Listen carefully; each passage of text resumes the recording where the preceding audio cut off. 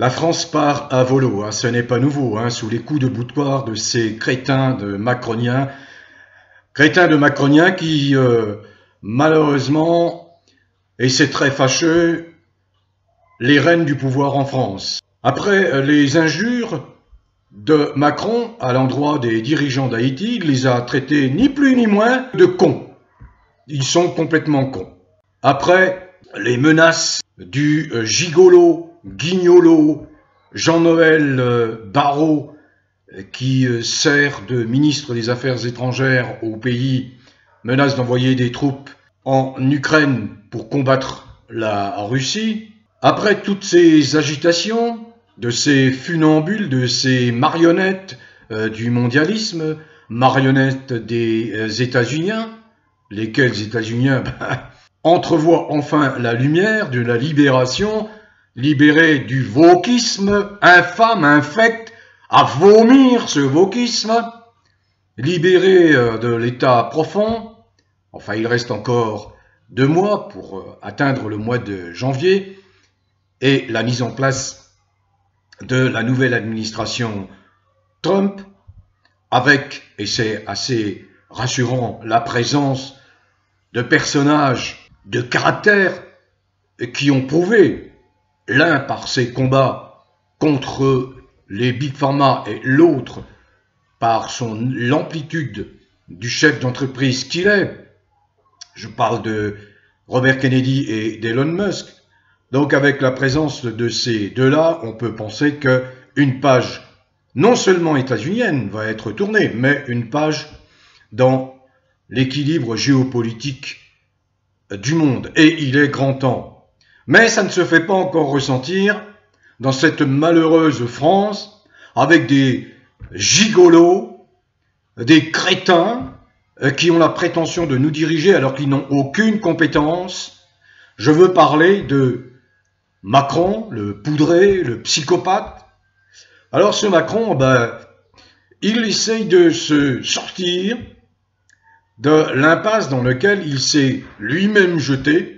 Il est pris dans les mailles de son propre filet, imbécile. Mais ça c'est très bien hein, qu'il se soit laissé piéger lui-même par sa malveillance, sa méchanceté intrinsèque, car ce type est un type fondamentalement méchant. C'est un type qui ne pense qu'à nuire aux Français. Alors voilà, il est quand même pris dans les imbrications politiciennes, dans ces jeux politiciens, qui sont une spécificité bien française en cette période. Hein. Que se passe-t-il? C'est très simple. Il y a un budget, le budget de la France, qui doit être voté. Bien, le budget, c'est le nerf de la guerre. Combien d'argent l'État français va-t-il dépenser? Et pour cela, sur quelles ressources peut-il compter? Donc, et ce débat, ces choix appartiennent en premier lieu à l'Assemblée nationale, à nos représentants. Or, à l'Assemblée nationale, eh bien, Macron ne dispose plus d'aucune majorité. Il n'en disposait plus dès 2022, et quand il a dissous l'Assemblée nationale cet été, eh bien, il n'a pas retrouvé de majorité. Pire, il s'est pris une défaite cuisante à travers la tronche. Sauf que ça n'a pas eu d'effet, les effets rapides escomptés par nous, tous les résistants, et 80% des Français qui n'en peuvent plus de ce Macron, de ces macronistes, de ces macroniens, de ces phrases qui piquent le fric de l'État, qui se comportent de façon scandaleuse sur le plan des mœurs. Vous voyez un peu l'image que la France a donnée à l'occasion de ces Jeux Olympiques. Désastreux, désastreux. Comprenez bien aussi que la France, qui occupait il y a 10 ans encore le 4e ou 5e rang des puissances mondiales, puissance économique mondiale, a chuté au 9e rang. Et tenez-vous bien, qui gravit progressivement les échelons? La Russie, qui elle, au contraire, était au 7e, 8e rang et se trouve à présent au 4e rang des économies, des puissances économiques mondiales. C'est la catastrophe. La France est complètement dissoute, diluée. Que se passe-t-il sur le plan politique? Pour aller assez vite. Alors nous avons, bien sûr, 3 forces en présence à l'Assemblée nationale. Si je résume, il y a les macroniens. Bon, c'est des putaillons qui sont totalement indignes. Hein. En plus, la plupart du temps, ce sont des incultes. Ce sont des incultes. La plupart du temps, ce sont des crétins qui n'y entendent absolument rien à la gestion des affaires d'un grand pays comme la France. Et il y a de l'autre côté, oui, je précise, il y a ce qu'ils appellent la droite républicaine, les républicains traîtres qui soutiennent Macron. Donc voilà le groupe là. Bon, il y a aussi à côté de cela le Rassemblement national de Marine Le Pen, de Jean-Philippe Tanguy, de Sébastien Chenu. Et ces gens-là, attendant un réquisitoire clément à propos des emplois fictifs des assistants parlementaires au Parlement européen, ont déchanté, puisque les réquisitions du parquet ont été très sévères, et l'une d'elles en particulier touche directement Marine Le Pen, qui va se trouver inéligible pour 5 ans. Cela veut dire qu'elle ne pourra pas se présenter à l'élection présidentielle de 2027. Alors je vais en dire un mot, c'était l'élection présidentielle 2027, mais je continue. Et à gauche, il y a le nouveau Front populaire, qui n'a de front que l'apparence. Parce que dans ce nouveau Front populaire, vous retrouvez la France insoumise, effectivement, qui est un vrai parti d'opposition, de gauche, bien ancré à gauche, même si à l'intérieur, il y a quelques dissensions, quelques ambitions qui se manifestent. Je pense à Ruffin, je pense à Clémentine Autain, etc., etc. Bref. Il y a le Parti socialiste qui a fait une bonne affaire au cours des dernières élections législatives cet été, puisqu'il a sauvé sa peau, grâce à cette imbécile attitude, comportement qui n'a pas de sens de vote républicain, fonds républicain pour faire barrage aux monstres du Rassemblement national. Ouais, bon, bref. Donc, le Parti socialiste qui a retrouvé des couleurs. Merci la France insoumise. Merci la crédulité de la France insoumise. Et puis les écolos. Sauf que, bon, il n'y a pas une grande cohésion au sein de ce nouveau Front populaire. Pourquoi? Parce que la perspective de l'élection présidentielle de 2027 se précise et hante les esprits, d'ores et déjà. Et donc, il y a des dissensions à l'intérieur parce que les socialistes veulent engager le combat avec une candidature unique, ce qui n'est pas du coup, par exemple, d'un Mélenchon. Et pour cause, parce que Mélenchon connaît parfaitement les socialistes traîtres. S'il y a quelques socialistes honnêtes, intègres, respectueux de la parole d'un Jaurès ou d'un Blum, ou des grands socialistes qui ont marqué leur temps, qui ont apporté concrètement des progrès aux classes populaires. Aujourd'hui, quand vous voyez un Glucksmann, le va-t-en-guerre, Glucksmann qui défend le régime néo-nazi en Ukraine, Glucksmann qui défend le génocide perpétré par le boucher Netanyahou contre les malheureux Gazaouis. Bon, voyez un peu, est-ce que ce sont des gens socialistes, ça? Ils salissent l'idée même généreuse du socialisme. À la France insoumise, on n'est pas dupes. Donc on n'a pas envie de se traîner des gens comme ça qui salissent, qui déforment, qui polluent l'idée même de générosité, qui imprègne quand même ces mouvements. Générosité pour les classes les plus défavorisées, pour les classes populaires, pour, comme aurait dit dans son temps Marchais, pour le prolétariat. Bon, voilà les 3 forces en présence à l'Assemblée nationale qui doivent discuter du budget. Ce qui se passe, c'est que Macron a affaire, au sein de l'hémicycle, à notamment un président de la commission des finances qui s'appelle Éric Coquerel, qui est France Insoumise et qui est très compétent. Et il y a le bureau de l'Assemblée nationale qu'il ne maîtrise pas. Ce qui veut dire que ce budget, typiquement macronien, ultra-libéral, anti-français, il est loin d'être voté. Budget présenté par Barnier, qui, au fil du temps, on s'en aperçoit, apparaît comme un pantin sans aucun pouvoir à la disposition du maître. Toutes les décisions sont prises par le dictateur et son acolyte. Vous voyez sans doute de qui je parle, à qui je fais allusion. Vous savez, cette personne perruquée qui coûte 500 000 € à la France sans avoir aucun rôle, aucune fonction officielle. 500 000 € pour des ravalements de façade, des entretiens permanents, etc., etc., etc. Les décisions se prennent par le dictateur, imposteur, usurpateur, Macron, c'est tout. Je ne cesse de le répéter depuis 7 ans.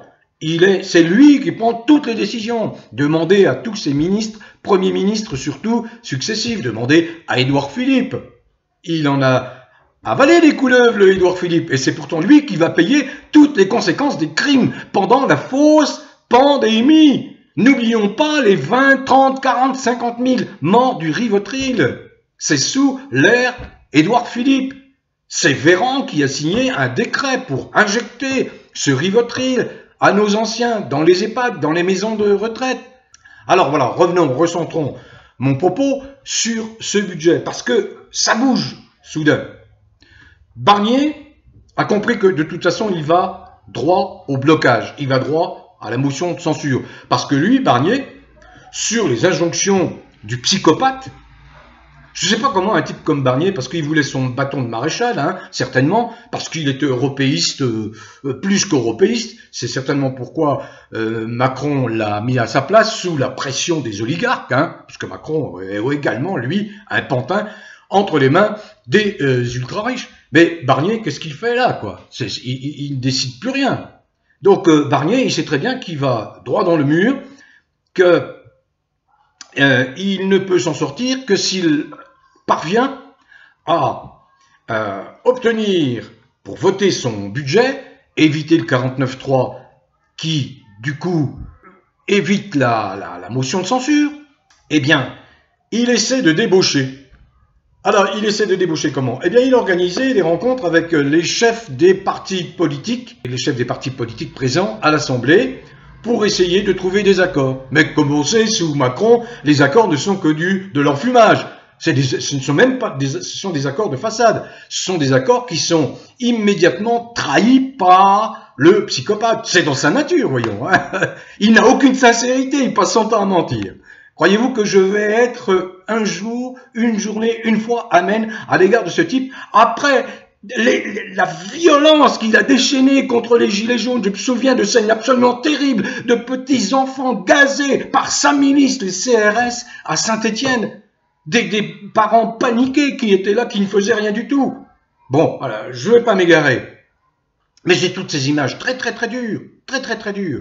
Jamais ce type doit finir devant des tribunaux d'exception, Macron, et tous les macroniens, et tous ces députaillons qui ont voté des lois infâmes, scélérates, pour accorder des privilèges à des minorités qui aujourd'hui brandissent ces fausses lois, ces lois infâmes, ces lois hors la loi, pour faire avancer quoi? La légalisation de la pédophilie. Alors je reviens au budget, pardonnez-moi, hein, je fais quelques digressions, mais c'est important que j'exprime ce qui se passe réellement au fond, dans le fond de cette politique puante, nauséabonde, politique macronienne. Hein.